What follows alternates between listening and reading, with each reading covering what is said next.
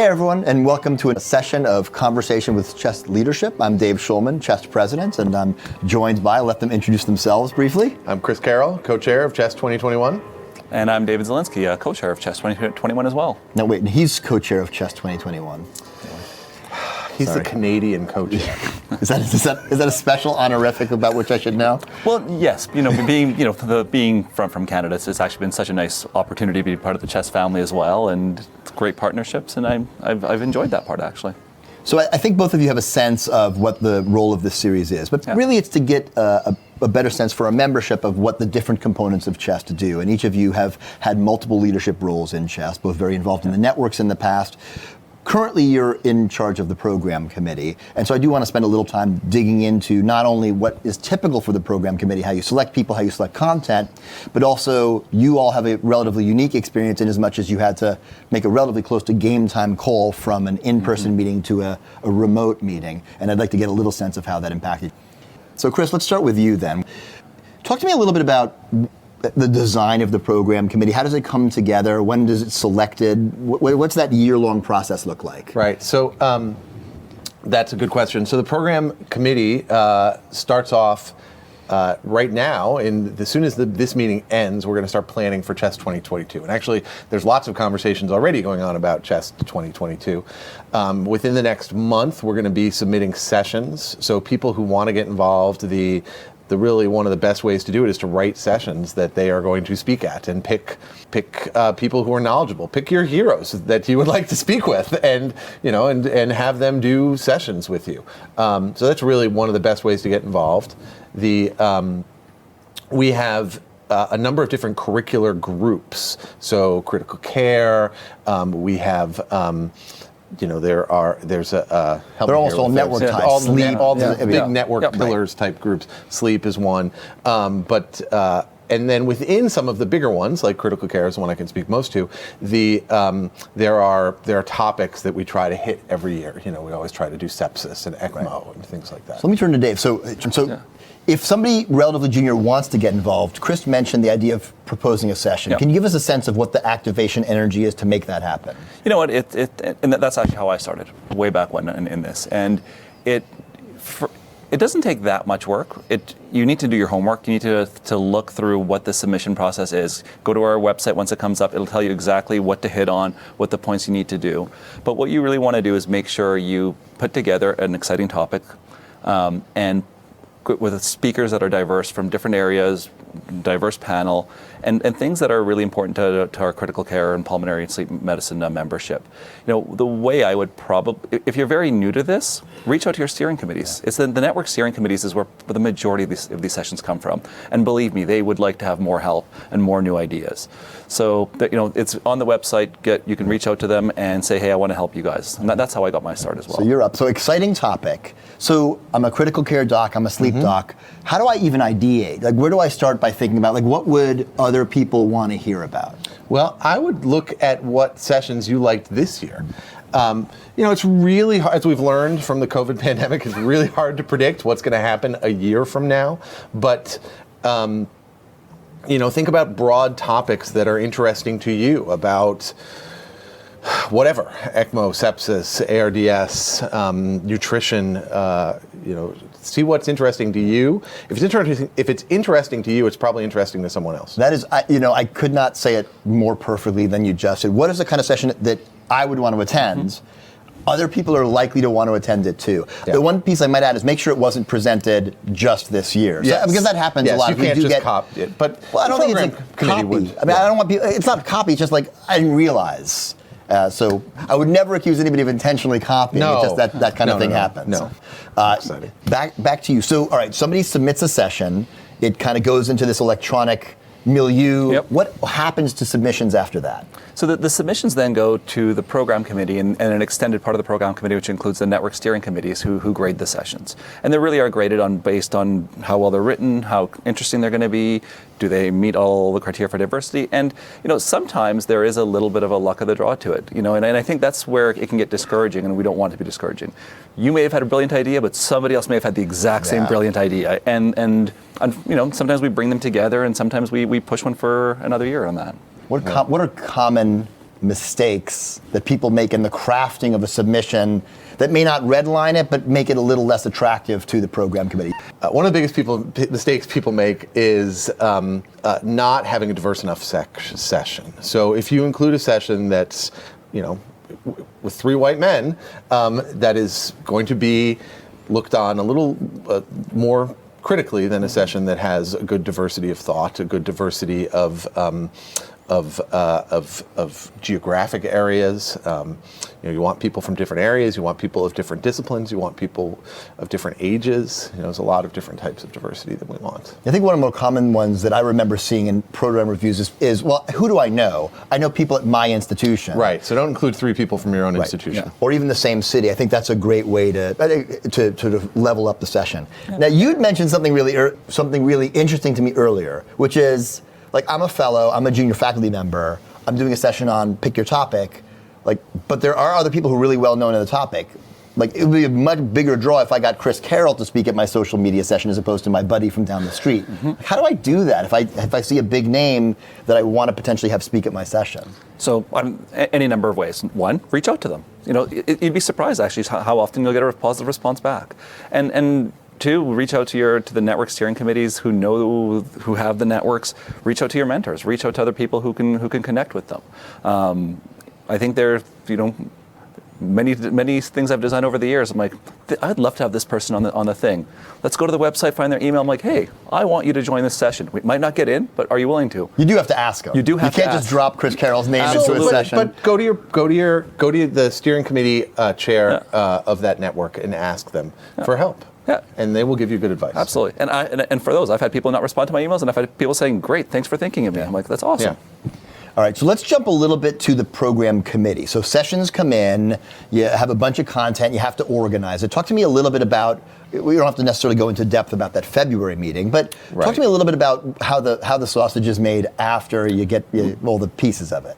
So I'll talk about critical care. So we had last year 195 sessions written for 44 spots. That's a lot of cuts you got to make. That's a lot of cuts we had to make. There were a lot of good sessions that did not get programmed into the final meeting. So it's great that we got so many sessions, but there were a lot that didn't make it, and we had to rank them. We said we wanted a certain amount. We wanted to cover big topics in critical care. So we wanted to cover sepsis and ECMO and everything else. We wanted to cover nutrition. We wanted to cover wanted some year in reviews. We wanted to cover patient and family experience. We wanted to cover PICS. We wanted to cover a large variety of topics. So if we had, for example, and I'll call this out, if we had 10 sepsis sessions, we probably only got to choose 3 of them. And then it was even a harder cut this year moving to virtual, where we had to change about a third of our sessions from that we had already, a third of those 44 we made live, and then the rest are on demand, which was hard. So what do you do with the sessions that don't make it, right? As Chris nicely pointed out, there's probably, let's say 10 sessions get submitted in an area, 8 of them might be great, 2 of them might need some improvement. Of the 8, you're only gonna be able to select 2 or 3. What are the things that we try to do with those that didn't get selected that try to help them do a better job next year? Yeah, so as part of the marking process, our markers do leave some comments. Some are for the committee and some are for the individuals. So you should get some comments back telling you this is what could make it a little bit better. If you have questions, reach out. Yeah. And most of the curriculum chairs will look at them and respond back saying specifically, you know what, if you had done this differently, maybe next year will be better, or I'm sorry, but we had just 2 exact same ones and we went with the other one this time. So I can't emphasize that point strongly enough. I mean, the number of rejections that I suspect the 3 of us have had over our tenure at Chest, as well as many other places, so many, is really high. And they see us and they're like, well, these guys have done so much stuff, but we've done a lot more stuff that didn't get to Right, we don't always talk about all our failures. Well, I'm happy to. You and I share our failures a lot. We can spend days talking about our failures. Yeah, if you didn't get a good session accepted, submit it again, because it is there's a good chance it might be accepted in the future. Yeah, I get rejected all the time. Yeah. Reach out to people. Like I don't know that enough people take that next step of, let me just follow up with an email. It's not annoying. Actually, and many people won't do it, but if you're looking for a way to stand out a little bit, to sort of show you're engaged, show you're interested, I really like that idea of just saying, hey, quick email, thanks so much for considering my submission. What could I do to make it a stronger submission next time? And we certainly, I've seen us all take folks who submitted submissions that didn't make it and say, you know what, we'd like you to actually steal you and potentially do this one and say, because we do get some last minute cancellations and other things that come up. Right. All right, so let's talk a little bit, this may be a little bit of a tough topic to swallow, but you had to convert your meeting to a remote meeting. I prefer the term remote to virtual because we are meeting. We are meeting. We're just meeting at a distance. Yes. Talk to me a little bit about how that affected you. What game time calls you need to make? What are the things that you had to do in relatively rapid fashion? And then you're here in person with some of us, but the majority of people who are enjoying your meeting are doing so remotely. Right. Talk to me a little bit about that. It was very hard. It was a very hard decision to make, but I don't think we could have made any other decision at this time. We had to go to a remote meeting, as you said. Well done. Yeah, thank you. It was hard. Just one finger. I don't know anyone who's not fatigued of Zoom at this point.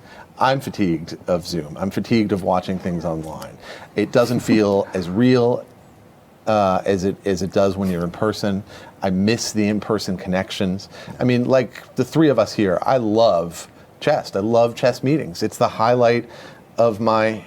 I love chess meetings. I love meeting with my friends. I love the education. I love the fun. It's just I come back energized and enthusiastic about projects I could do, things I've learned. I love being in person. The virtual side, we have tried our hardest to replicate that connection the best we can. It still doesn't compare. And you're both really fun people. I mean, I've gotten to know you serially over a long number of years, and you are both incredibly engaged, the conversational, social folks. And I'm a digital guy. I like digital, and I'm tired of it. What's your take on this? You know, I'm maybe a little more nuanced than that. I agree. Like I think there's no way to have the same. He's always more nuanced. There are very few people who are not more nuanced. Yes, there are very few people who are not more nuanced than me. You know, I just even being here in headquarters with you guys has been great. When you go to the meetings, you see new cities, you get to spend more time, you get to do the hands-on stuff that we really can't do as well virtually. That said, there's a nice part to the virtual, not flying, not staying in hotels, having your family around, being able to watch a session while you're at home, in the gym, wherever you want to do it. Like so there's advantages to both. I am really looking forward to though being able to come back to this in person. Yeah. You know. We will have your incoming chairs joining us for our next session or two. What are the lessons learned? What are the things that in this role, because these are fun jobs to have. Don't misunderstand. I was program chair a few years ago. It was a blast. What are the things the lessons learned in terms of future roles at Chest or just experiences in life that you will take home from this? It's multiple year long experience because you were vice chairs for Dr. Test last year. Mm-hmm. What are the things you take home from this? How many incredible people there are at Chest and in our field. Just when you're doing the submissions, you're much more focused on a certain area. Even I've been on the program committee for many years, and I've been kind of focused on the interdisciplinary educational part of things. But now just seeing the breadth of everyone and the sessions that are being offered and what's being done across the board and how many people stepped up to help make this thing happen, whether it's the chess staff or you guys in leadership or all of our volunteers, it's just been incredible. And it's not just the sessions. I mean, it's all the stuff going on in Air Tank. It's all the stuff going on in Experience Chest. Mm-hmm. It's all the simulation stuff that is that was in person and now is mostly virtual. Virtual, at least for the meeting. There is some in-person stuff going on still at headquarters.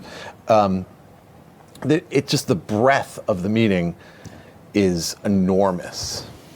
And I also think we're always always trying to increase the breadth. I'm a big fan of the sort of what if, like what could. So for those of you out there with some kooky ideas, because I think the three of us are sort of in that kookier realm, maybe than your average chess leader and maybe even chess member, propose some crazy stuff. Like, we might have to say no because we can't bring live animals. I don't think. Maybe that's the thing we could do. There are people here who have adopted puppies. That's true. Yes, okay, we point brought taken. Yes. I think you brought the live animals, was my recall. It was during the San Antonio meeting, but I was not the one who brought them. But Pardon the Interruption is a relatively new thing that didn't exist 5 years ago, right? Yeah. So 4 years ago. That's a very exciting component to it. It is not. Is not traditional educational experience, but if there are non-traditional educational things and ideas that you have, bring them to the program committee. Bring them to not us, but Anissa and Subhani. Yes. And they will run with it. I know they will. And just go. The other thing I learned from this, something that we all know, but it's ideas that when you first hear, you're like, no, there's no way that works. Often within 30 seconds or the next day, you realize how good they are and how much better they are than what you thought they were initially. So what's an idea for this meeting, or maybe a recent meeting in which you were involved in leadership, that you were like, there's no way we're going to be able to pull it off, and then between the incredible leadership and our even more incredible staff actually came to fruition? Have you seen it? I know that the staff amplifies and improves every single idea that we give to them. So I'm going to share mine, which was the time a few years ago that at Chest Challenge, which is I think one of the highlights of the meeting, we had a live model in the audience for an ultrasound that was great. we didn't tell the audience was going to be in the, and so the So it was just a coach was random like, person we're looking coming for up? a model, and then some guy who's incredibly built like stands up like, I'll be a model. He takes off his shirt. Yeah. It was just this wonderful had a moment of tank like top on, hilarity. yeah. And I think that's one of the things that is the nicest part about doing it in person, is maybe a little bit more challenging road, is you all have done an incredible number of things, and there's a lot of joy, and I'm a big fan of joy that we bring to the audience, and it's a little sad to not be able to, I think we feel it, we hear about it on Twitter, but it's just nice to see those smiles, you know? Yeah. All right, I'm going to move into, so thank you both for sharing. So rapid fire, you're a social media guy. Do you remember the first tweet you sent? So I remember joining Twitter for the Chess 2012 meeting with Christy Were Bruno. you on your Palm Pilot? I do have a Palm Pilot that still works, but I did not bring it with me to the meeting. But I do have a Palm Pilot that still worked. I remember learning that whole alphabet. But I don't remember the first tweet I sent, but I do remember being extremely happy that I got 100 followers by the end of the meeting. It Which was is, very for exciting. 2012, that's It darn was impressive. very exciting. And it was quite a vibrant community in 2012. And not that you would brag, but where's your follower count now? It's in the 5 digits now. That's awesome. But, yeah. Now, do you have any recollection of the first tweet you sent? So I've got two first tweets. My first You can't have first tweet. No, Come on. So, but my first tweet was on my old account, which was the just sports and politics ones, and I tweeted back at I think when my hockey team got blown out. That's so Canadian. And I was so pissed off, and I can't remember, wrote something off about how brutal they are, and they might as well shut down. Wow. All right. What do you remember your first medical related tweet? Yeah. What's your first medical tweet? I think it would have been back to program committee a few years ago, and just amplifying Chris and others, and trying to get the word out there about all the stuff Chess does. I think my first tweet, and I could go back and look, was now about 10 years ago. It was I can't imagine I was on Twitter before you, but maybe I was. I think I just had my 10th Maybe it was anniversary. 2011, I can't remember. Because I used it primarily as a repository for stupid things my kids had done, and my child said, my foot fingers hurt. And I said, what do you mean? You mean your toes? He goes, oh yes, that's what they're called. This is the genetics that the Schulman family tends to move forward. So I'm sure that your son is thrilled that you're saying that. It's going to be for his rehearsal dinner at some point when he marries, so that's going to be okay thing. Okay, Chris, last TV show you binged? Oh, I just did watch the Squid Game, which I enjoyed. Yeah, I'm almost at the end of it. I don't want to spoil it. Don't spoil Squid Game. Enjoyed it? I did enjoy it. I did. But I like horror type movies, and I'm not that Squid Game is a horror movie, but it is graphic and can be. Yeah. And I've gotten to the bottom of Netflix. I do watch Korean dystopian dramas in the original Korean with the subtitles. Awesome. Yes, I thoroughly enjoy doing that. So I have an eclectic. Last TV show you binged? Last TV show I binged is I'm almost done, but the Bad Batch on Disney Plus. What's that? The Bad Batch on I've Disney not Plus. seen Did you like that? So I'm almost done it, but yes, I'm enjoying it. It's the it's from right after It's a Star Wars thing. Oh, I should get on Star Wars thing. It's good. It's good. The movie that you love that you're embarrassed to admit that you love. Oh, I have no shame. I will admit. Most people would be embarrassed to admit that they love. You're up. So, This is impressive. Y'all have done great. There's a number of movies I think I have seen more than 10 times, and it's a lot because I used to do a lot of flying. But one movie I've seen The Greatest Showman. That's not embarrassing. No, it's not embarrassing. Easily 10 times, maybe closer to 20. I've also seen Valerian, the movie Valerian, and the City of 1,000. I'm sure you can. Yeah, I know what that is. Yes. Like Cara Delevingne in that. I feel like. Yeah, she is. Yeah, It's you can be based on a embarrassed French about that. comic book. Yeah, you can be embarrassed I have about seen that. that probably more than 10 times. Okay, you can be. Wow. Yeah. I have no words. It's a great movie to watch on planes because you really, you know, if I have no words, it must be really bad Yeah. because it never happens. You're up. It's a great movie, by the way. If you haven't seen it, check it out. but probably the movie. Have you ever heard of that movie? By No, the way, I have not. Okay, yeah. I'll watch it. I have it. I have it on my. You'll show it up on the big screen. Show it on the big screen in there.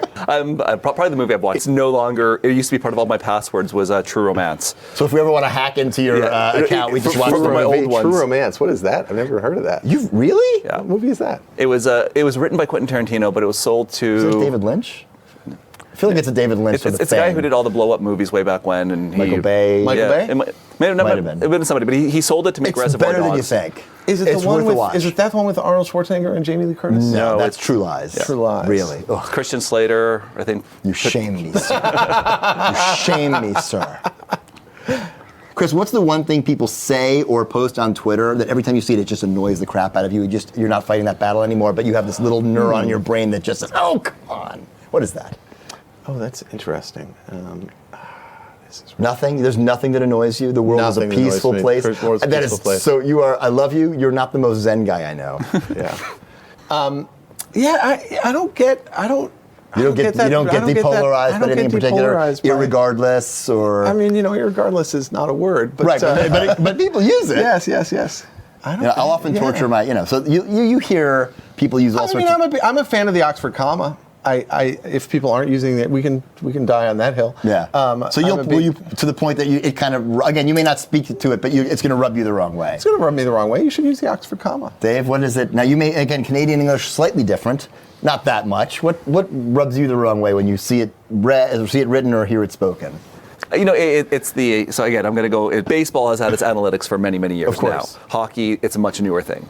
And when you get on Twitter and the whole This is the game with the net and the puck. Yes, that Okay. one. Yeah. Okay. You know, Slapshot. You should watch Slapshot the movie. They give you the. I'm embarrassed. That's not in my top 10 movies, but I'm embarrassed to say I have seen Slapshot. They will explain Yeah. the penalties and everything for you on that one. That's the one from the 80s? Yes. Yes. It just the whole eye test and analytics fights on Twitter just get over the top, and I have to turn them off. So real quick, last question. What's the thing you're looking forward to getting back to as your life normalizes once the program chairship is behind you?